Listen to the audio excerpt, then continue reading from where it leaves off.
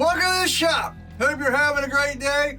Alright, I'm not going to do story time this week. I want to talk about a few different things like hamons and Damascus and tools you should be using, not crutches.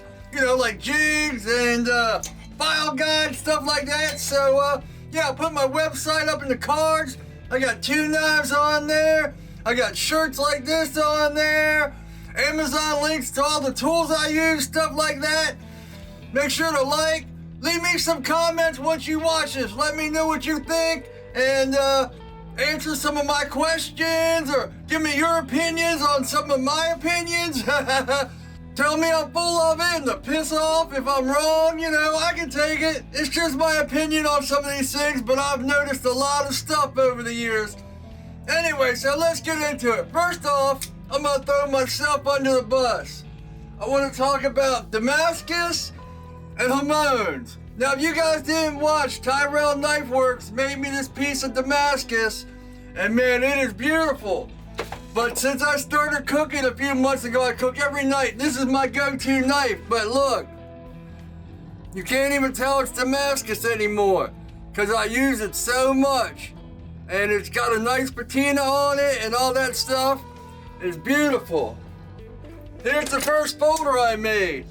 You know, it's a hamon, but you can't tell anymore because in the kitchen, anything that's not cooking related, I use this. So it's all tore up.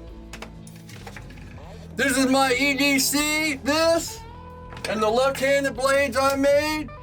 Boom, these are, you know, big fat hamons. But the thing is, if you look at them, they're all covered, you know, they've been used.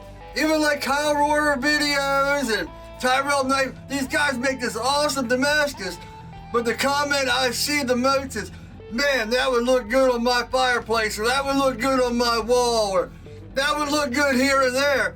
But I rarely see, man, I'd love to use that knife for what it's intended for.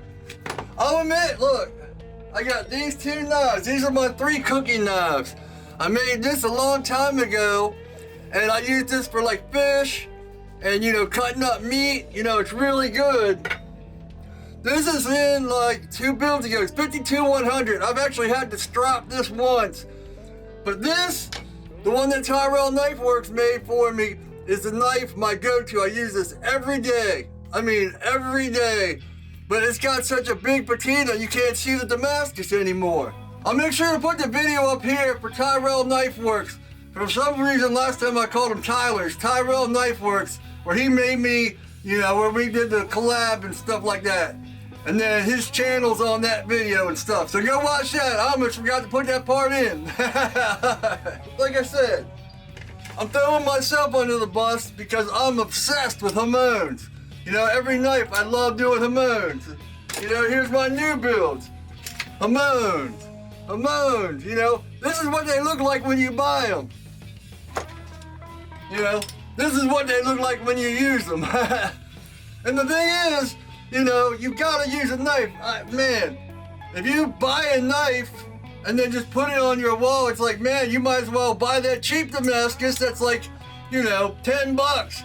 Buy 100 knives for $100.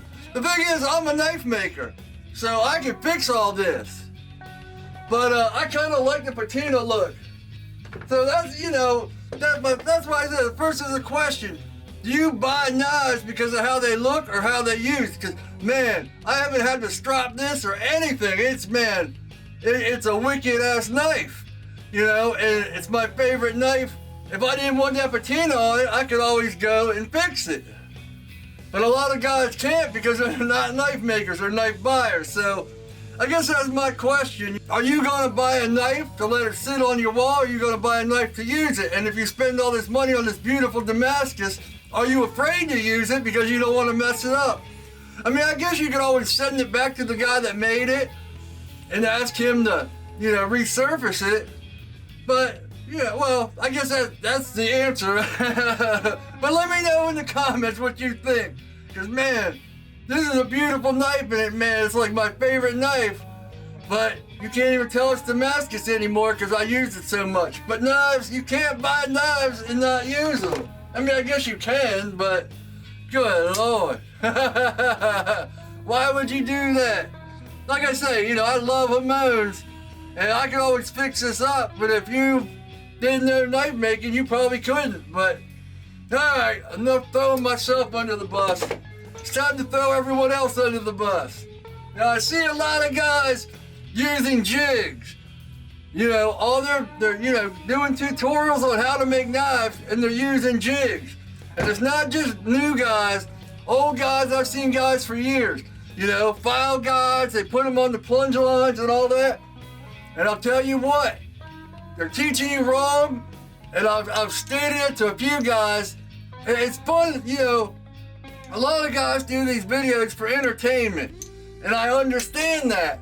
I think a lot of it's why I don't get a lot of subscribers, because guys learn how to make knives and then they move on. Which is fine, it hurts my ego that I'm not way up there on subscribers like these other guys, but I'm not entertaining, I'm teaching. That's one thing that I hope people, when I'm gone, people will be like, man, he was like the nicest dude, he was sincere, he was honest, and he was driven and, really into his craft and loved teaching others. So there's a lot of guys I know out there that make great knives because of the videos I make. But enough stroking my own ego. Back to jigs. I keep looking down because I got notes over here. Back to jigs and file guides. These are not crutches. Do not learn how to make a knife with a jig or a file guide. These are tools. Once you know how to make a knife, and say you got to make 10 or 15 of the same exact knife, that's where a jig comes in. That's where a file guide comes in, because it lets you speed up production. You don't learn on these. I've seen guys for the last 5 or 6 years use jigs and file guides, and their grinds look exactly the same the way they do now as they did 5 years ago. They haven't changed a bit. They do the same grind on different shaped knives, but it's the same exact knife. They haven't progressed at all. They don't know how to grind a knife. They can't freehand grind a knife. They can't do like hollow grinds. If they learn hollow grinds, they can't do flat grinds. They can't do compound grinds. Jigs might seem like the answer at first, but you gotta trudge through the shit if you want to do anything in life. Like, I'm trying to learn tattooing now, and man, like you can see, I got ink all over my shirt because I'm trying to learn just stencil part before, you just gotta trudge through it. Put in the time, put in the work if you want to learn to do anything in life. Doesn't matter what it is, you gotta get good. You gotta go and you gotta be crappy, and you gotta learn how to be crappy, and then you get better and better. You don't just jump into these and think you're a fucking knife maker, It's just, excuse my language, I just see a lot. A lot of guys are like, oh, look at this great grind I did. No, you didn't. The jig made the grind. You just push it up against the thing. Put in the work. Make yourself better. Don't just stay in one spot for years and years. Man, why would you want to be less than good? You're not even a good knife maker. You're just crap. You're just someone that pushes a tool. And, you can say that about CNC, but, man, try to learn CNC and all that, that's a whole different ball game. You gotta learn computers, you gotta learn this, you gotta learn that. So, watch some John Grismo videos. And, tell you what, that's not easy knife making either. Another thing, this is the last part I'll do, and then it's gonna be just like a quick video. I see a lot of guys that are doing critiques. They're like, send in your knife pictures and all that, and I'll critique your work. But I'll tell you what, they're not critiquing your work, they're just telling you how good your knives look. Some of them I haven't watched, so I'm not saying this about this guy or that guy. I just know from experience, when people are like, let me critique your work, you don't want to tell them their knife looks like shit. You want to tell them, hey, that looks great, even though there's a lot of work to be done and you're stunting their growth. If you tell someone that's making a horrible looking knife they're looking good, then man, they're gonna think they're doing good when they're not. So yeah, I got thunderstorms, man. Our power went out the last 2 days, so I gotta be careful. I just hit stop on this so I'd have the first part there. I wouldn't do them. People used to ask me to critique their knives, but man, it's a slippery slope because you don't want to discourage someone. You want to be like, man, you got a long way to go. And I got a long way to go, you know, so, but it's just a thing. And telling someone their knife looks great when it doesn't, man, I see these knives. The thing is, I'm a perfectionist, so I see all the flaws on my knives. When people are telling me, oh man, that looks great, this looks perfect, man, your bells are awesome.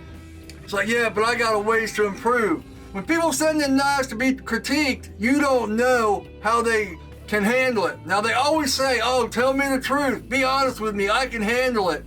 And then you start telling them little things, and they start giving you excuses. Oh, but I did, oh, what, and you know, man, you're just hurting their feelings. So, man, it's a rough road.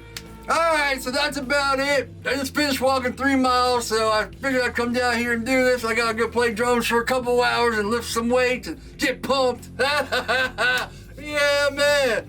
Woo! Thanks for watching. I hear the storms are rumbling. Go check out my Instagram, TikTok, all that's all under Evader Knives. Make sure to like, comment, subscribe. Let me know what you think. Am I full of shit or am I talking some truth?